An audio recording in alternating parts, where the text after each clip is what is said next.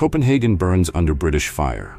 Far to the north, the sea lanes to Norway fall silent. Grain ships do not arrive. Families stretch bread and broth through long winter nights. Then, in January 1814, a treaty signed in a foreign town declares that Norway, without a vote, without a voice, now belongs to Sweden. On paper, it looks settled. In reality, it lights a spark. That year, a scattered, hungry, mountain-framed country does something extraordinary. It claims the right to choose its own future and forces Europe to recognize it. This is the story of how Norway, traded by treaty, answered with a constitution, and changed the map of Scandinavia. For centuries, Norway and Denmark were bound under one monarch. The court, ministries, and many senior offices sat in Copenhagen. Norwegian laws, courts, and traditions remained, but strategic decisions flowed from the Danish center. The union worked smoothly in stable times. Norwegian timber, iron, and fish fed a trading economy that linked fjords to European markets. A literate clergy and school system created a surprisingly educated countryside. Merchants in Bergen and Trondheim read foreign news and wrote letters across Europe. This everyday life fostered a quiet self-confidence. People felt themselves to be Norwegians, not simply subjects of a distant city. The Union had habits of hierarchy, but Norway kept a sense of place, law, and community. Napoleon's wars turned that ordinary balance upside down. In 1807, Britain attacked Copenhagen to keep the Danish fleet from French hands. The aftermath pushed Denmark-Norway into alliance with France. Britain responded with naval blockade. For Denmark, this was a strategic blow. For Norway, it was existential. Grain, the foundation of survival, came largely by sea. With the blockade, prices spiked and shortages spread. Communities improvised. Some timber ships crept through winter waters to barter wood for bread. Pastors, merchants, and local officials organized relief, shared information, and carried responsibility their institutions had not carried before. Out of hardship grew networks. Norwegians practiced acting as a nation even before they named it. The long crisis trained people in cooperation, logistics, and trust outside Copenhagen's immediate reach. By late 1813, Napoleon's system was collapsing. Denmark was exhausted. In January 1814 at Kiel, the Danish king signed a treaty ceding Norway to the Swedish king as compensation for Sweden's earlier loss of Finland to Russia. The clause was blunt. A crown relinquished a land and a people as if they were property. Europe had seen such transfers for centuries. But the ideas of the age were shifting. Writers and constitutions had begun to say sovereignty lives in the nation, not only in a dynasty.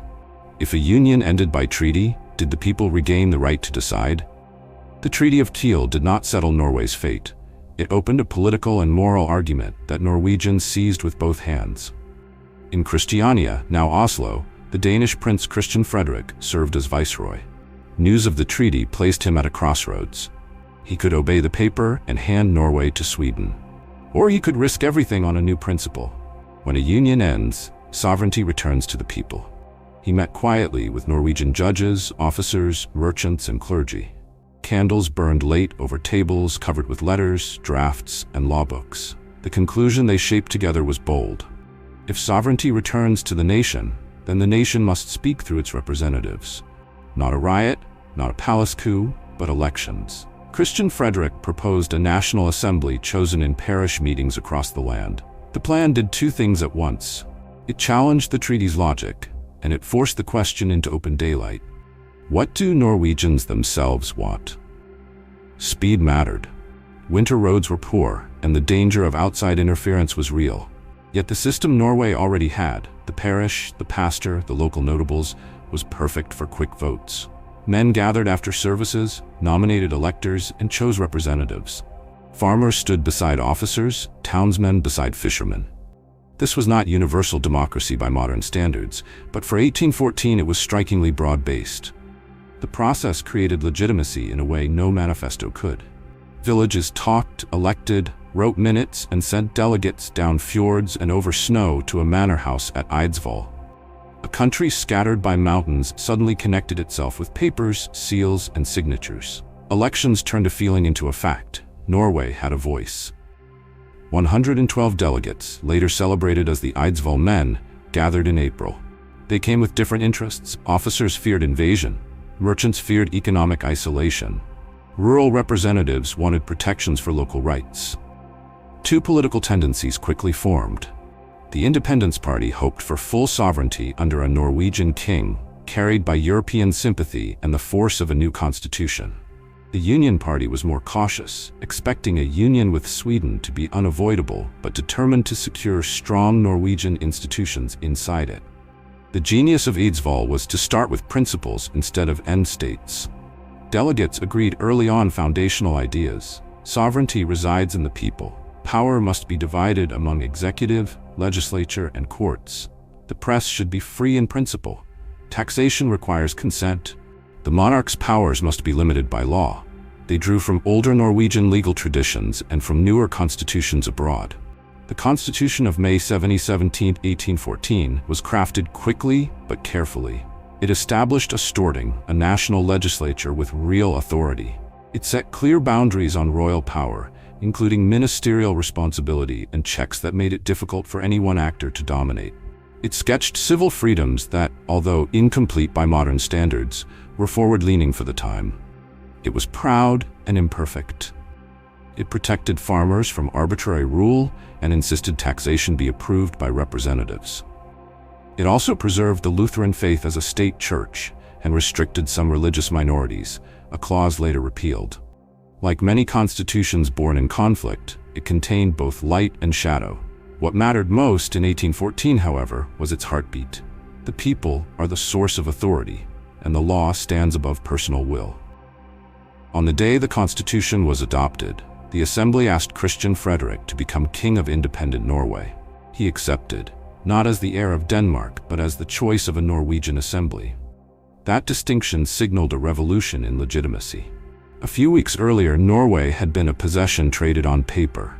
Now it was a state claiming agency through law and vote. Bells rang, cannons fired, and proclamations went out. In towns and parishes, people began to connect the hardships they had endured with the hope they could now name.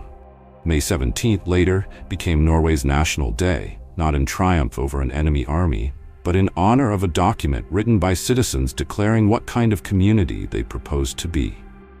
Across the border, Sweden watched with resolve and calculation. The new Swedish crown prince, Karl Johan, had been a marshal of France. He knew war and he understood politics. Sweden had lost Finland to Russia in 1809. Many in Stockholm saw Norway as both compensation and strategic security. Europe's great powers, weary of decades of conflict, preferred a settlement that reduced risks. Karl Johan's goal was not to raise Norway. It was to obtain a union guaranteed by power and yet stable because Norwegians could live with it. Norway's new constitution changed his task. He could defeat Norwegian troops, but he could not ignore a nation that had voiced itself so clearly. Force alone would not secure lasting peace. Any solution would have to recognize what had been created at Eidsvoll. In July 1814, Swedish forces crossed the frontier. They won tactical advantages and pressed along the eastern approaches. Norwegian troops fought hard on home ground. Skirmishes flared near fortresses and river lines. The casualties were not on the scale of Europe's great battles, but each clash sharpened the political choice. Norway could resist to the last and face ruin, or it could negotiate from the strength of its newly minted constitution. Sweden could grind forward and rule a resentful population, or it could accept a constitutional Norway in a shared monarchy. The war, brief as it was, served a paradoxical purpose. It proved to both countries that Norway had the will to defend itself and that Sweden had the means to enforce the treaty. Neither side wanted a forever war. Both needed a settlement that saved face and preserved the future. Negotiators met in the town of Moss in August. The talks were careful, tense, and pragmatic. Norway insisted that its constitution be preserved. Sweden insisted that the union promised at Kiel be realized. The agreement they produced on August 14, 1814 is one of the most quietly important documents in Nordic history. Christian Frederik would abdicate. Norway would accept a union with the Swedish king. In return, Norway would keep its new constitution, amending it only as necessary for a shared monarch and common foreign policy. The result was a personal union, one king, two states. Norway retained its own laws, courts, local administration, and crucially, its Storting. The treaty did not feel like victory to all. Independence advocates had hoped for more. Yet it transformed a coerced transfer into a negotiated partnership and made the Constitution the beating heart of Norway's public life. The Storting met again in the autumn to formalize the arrangement. Delegates revised the Constitution to fit the Union, then invited the Swedish king to accept the Norwegian crown under those terms. The message was subtle and firm. Norway did not enter the Union as a province, but as a constituted state. The king reigned over two kingdoms with parallel institutions. In daily life, this meant Norwegians legislated for themselves, administered justice under Norwegian law, and managed finances through their own parliament. Foreign policy and the person of the monarch were shared. It was not the full independence many had dreamed of in May, but it was a constitutional shield that proved remarkably durable. The Convention of Moss succeeded because it harmonized principle and power. The principle was popular sovereignty expressed through a constitution. The power was Sweden's military and Europe's appetite for order. The compromise allowed Norway to grow within a stable international frame while keeping the legal DNA it had just written. Over time, that DNA shaped a distinct political culture. Parliamentary habits, respect for process, and a sturdy sense that the state answers to citizens. The compromise also denied future rulers a blank check. Any attempt to centralize beyond agreed limits ran into the text adopted on May 17th. History sometimes crowns great battles. In Norway's case, a few summer skirmishes and a shrewd agreement preserved the nation's soul. Life under the Union. From 1814 to 1905, Norway lived in union with Sweden. The arrangement was not always smooth.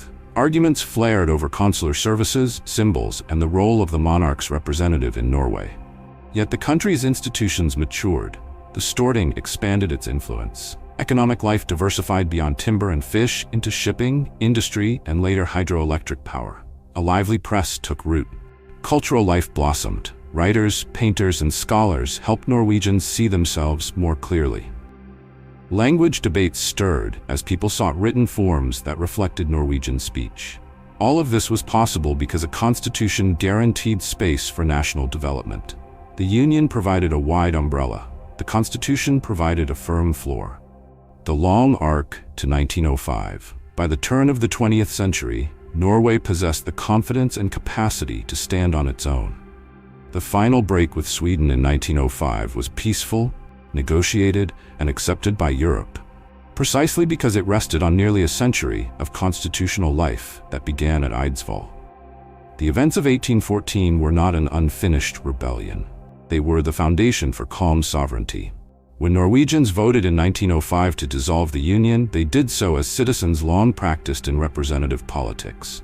They chose a new king, Håkon VII, and continued the same constitutional rhythm. In this sense, 1814 was not just a date, it was a method. Change by law, unity through institutions, courage without reckless bravado. It is tempting to tell 1814 as a tale of dramatic independence from Denmark. The truth is more interesting. Norway did not defeat Denmark or Sweden on the field. It defeated the idea that a nation could be handed over like cargo. It did so by insisting that legitimacy comes from the people acting in public, accountable ways. Parish elections mattered because they turned opinion into representation. The assembly at Eidsvoll mattered because it turned representation into a constitution. The brief war mattered because it compelled both sides to negotiate seriously. The Convention of Moss mattered because it enshrined the Constitution as the price and the prize of peace. When a country builds in that order, vote, law, negotiation, it creates realities that troops alone cannot erase. What the Constitution meant for ordinary people, for farmers and fishermen, the Constitution meant taxes set by a body that included men like them. It meant judges and officials bound by written rules, not only by a distant court's wishes. It meant a parliament that could push back when royal power overstepped. For merchants and ship owners, it meant clearer ground for enterprise and contracts. For pastors and teachers, it meant a framework to expand education and the public sphere. The document was not perfect or fully inclusive, but it created a common table at which the country could argue and decide. Over time, reforms widened that table, extending rights and participation. The core habit: settle disputes within constitutional bounds, became part of Norway's character. The characters who carried the moment. Christian Frederik took a risk in calling elections rather than issuing decrees. Norwegian delegates carried the weight of their regions and learned to trade certainty for compromise. Swedish leaders, led by Karl Johan, balanced ambition with realism, choosing a union grounded in consent rather than raw conquest. These were not cartoon heroes and villains. They were statesmen pressured by hunger, war, and great power politics. Their choices produced an outcome that still looks wise. The deeper hero of the story is the ordinary, organized Norwegian public. The men who walked to parish meetings, the communities that sent delegates, and the country that accepted a constitution as its shield and mirror. Why May 17th still matters. Every May 17, children march with flags, bands play, and towns fill with color. The holiday celebrates a document and the civic spirit behind it. It marks a moment when a small nation, squeezed by empires and hardship, said in lawful words, "We are responsible for ourselves." Other countries have national days for battle victories. Norway's parade honors ink on paper, ballots in boxes, and arguments in assembly rooms. The choice says something profound about what kind of power Norwegians decided to trust. Lessons for today. The year 1814 offers 3 enduring lessons. First, institutions built in crisis can outlast the crisis and give shape to freedom. The parish networks forged under blockade became the channels of representation. Second, compromise is not surrender when it protects the core. Keeping the constitution while entering a union preserved the country's future. Third, legitimacy multiplies strength. A short war showed limits. A lawful nation showed possibilities. In a world that still shifts under great power pressure, 1814 reminds us that a community anchored in consent can bend without breaking. Simple timeline for clarity. 1807, Britain attacks Copenhagen. Denmark-Norway drifts into alliance with Napoleon. Blockade begins. 1807-1813, shortages, improvisation, and local leadership in Norway forge civic networks. January 14, 1814, Treaty of Kiel cedes Norway to Sweden. April-May 1814, elections and assembly at Eidsvoll draft and adopt a constitution. May 17, 1814, constitution adopted. Christian Frederik chosen as king. July-August 1814, short war with Sweden leads to negotiations. August 14, 1814, Convention of Moss agrees to a union while preserving Norway's constitution. Autumn 1814, Storting revises constitution. Union begins under shared monarch. Norway in 1814 faced famine, fatigue, and foreign pressure. It did not have a great army or a deep treasury. What it had was a habit of local responsibility and a willingness to stake its future on law rather than fury. A treaty tried to define Norway from outside. A constitution defined Norway from within. That is how a country traded by kings became a people recognized by kings. If this story gripped you, there is a natural next chapter. How the constitution matured, how politics evolved, and how Norway finally dissolved the Union in 1905 without firing a shot. If you want that chapter, say 1905 in the comments. And if you want more clear, human stories from Norway's past, its people, places, and turning points, subscribe and share this with someone who loves history, told simply and well.